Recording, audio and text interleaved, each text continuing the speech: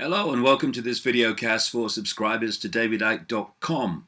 Well, I'm going to talk today about an age-old theme of possession. And this is something else that divides those that are prepared to look at the evidence and the establishment, basically, that says, load of rubbish, mate. And it's not. Throughout known human history, this theme has prevailed.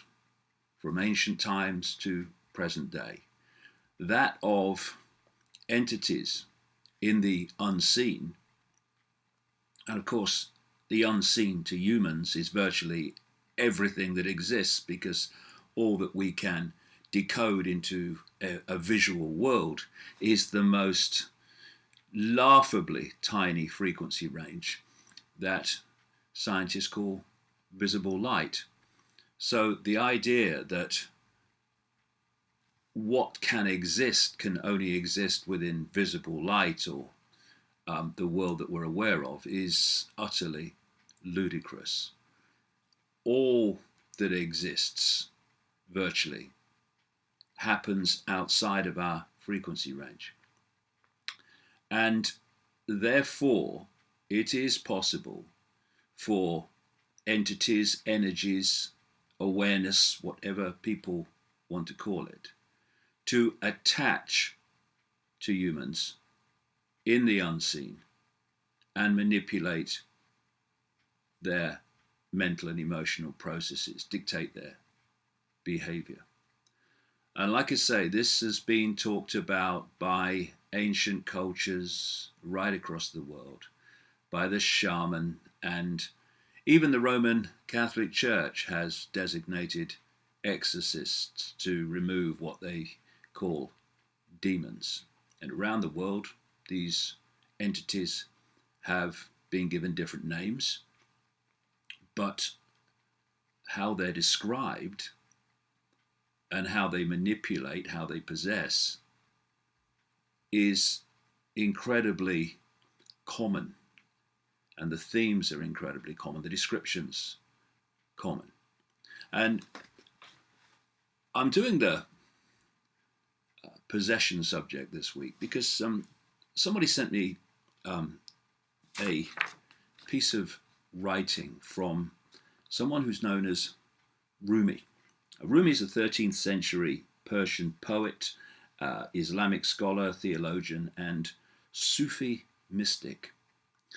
And note that, 13th century. And yet what is described is what is described today in investigations and experiences that people have in relation to what is known as demonic possession. And Rumi said this: when a man is possessed by an evil spirit, the qualities of humanity are lost in him. Whatever he says is really said by that spirit, though it seems to proceed from the man's mouth. When the spirit has this rule and dominance over him, the agent is the property of the spirit and not himself. His self is departed and he has become the spirit. And this is the recurring theme that you can chart throughout human history. And like I say, different cultures give these possessing, manipulating entities different names. The Islamic world, in fact, it comes from the pre-Islamic world, call them jinn, where we get genie. They are called archons by the pagan Gnostic people. They're called flyers by Central American shaman, Chitahuri by the Zulu legends, and so it goes on. And I've been researching this a long time, and the common themes are extremely compelling. And then you come into modern times, and the same themes occur. And it's going to have to dawn on people eventually that these entities exist, that the world that we think we see is a tiny, tiny fraction of what exists, and that our reality is being manipulated in many and various ways, not just through direct possession, by entities that we can't see, but certainly impact upon people's mental, emotional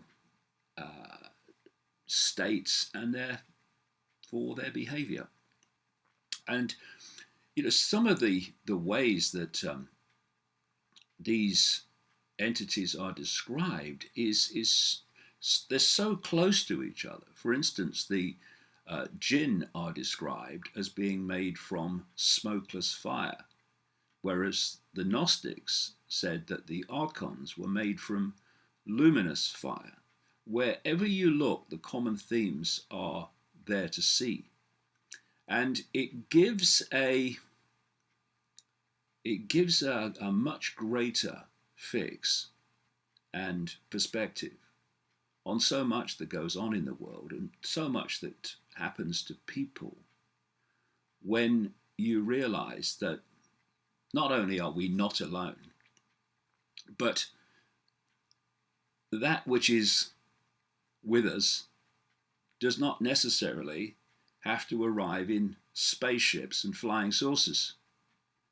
It is actually energy. Think of the genie that can go in the bottle as energy in the stories, and then come out and take form. This is what is possible when we get our heads out of this obsession with form, obsession with the physical that isn't actually physical.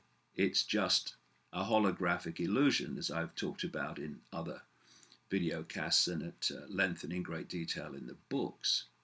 So when we talk about people being possessed, their body is possessed, well, that's not really the case if you take the body to be what you can see, what I would call the hologram. In the unseen, although the unseen to human sight, but it's able to be photographed by technology now, we have a number of energetic fields which go under names like the auric field, which some people who have a greater spectrum of visual possibility, they can see these energetic fields, and like I say, you can photograph them technologically as well. And we call the people that can see them psychics and other names. But that auric field, which interacts with what we perceive as the body and can dictate mental and emotional states, that's the level that these energetic entities, these jinn, these archons, these whatever name is given around the world, that's the point where they make the connection. And a lot of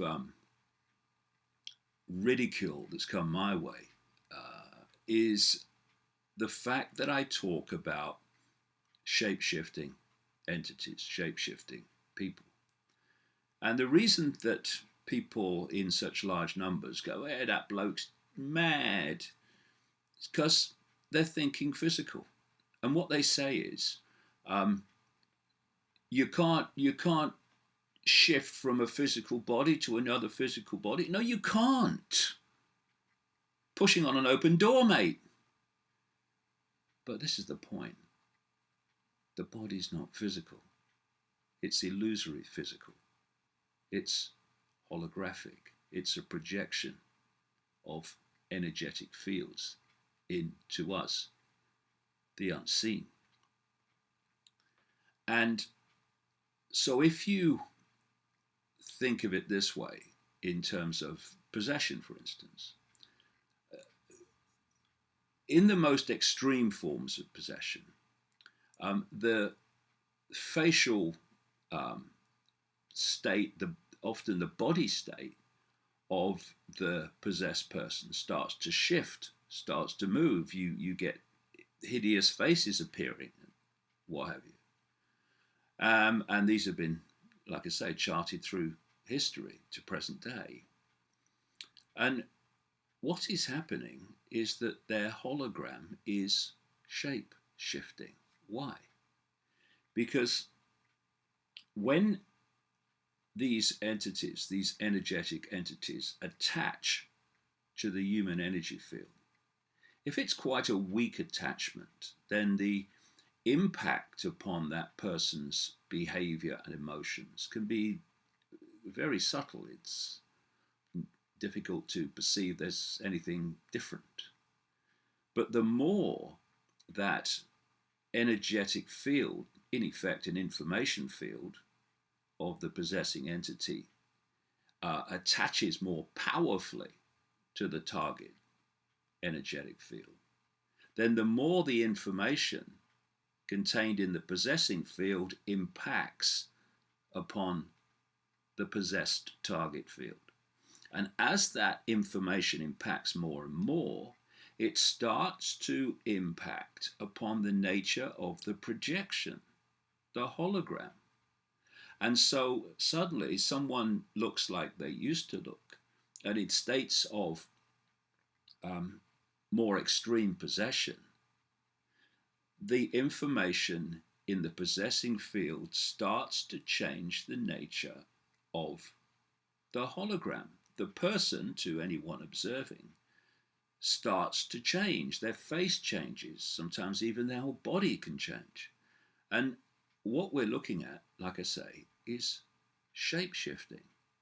And when I talk about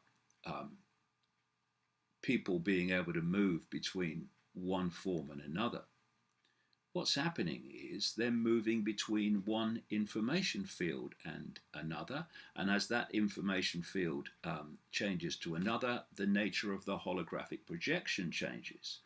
And to the observer, it appears that a physical body has changed to another type of physical body. It hasn't, because there is no physical body.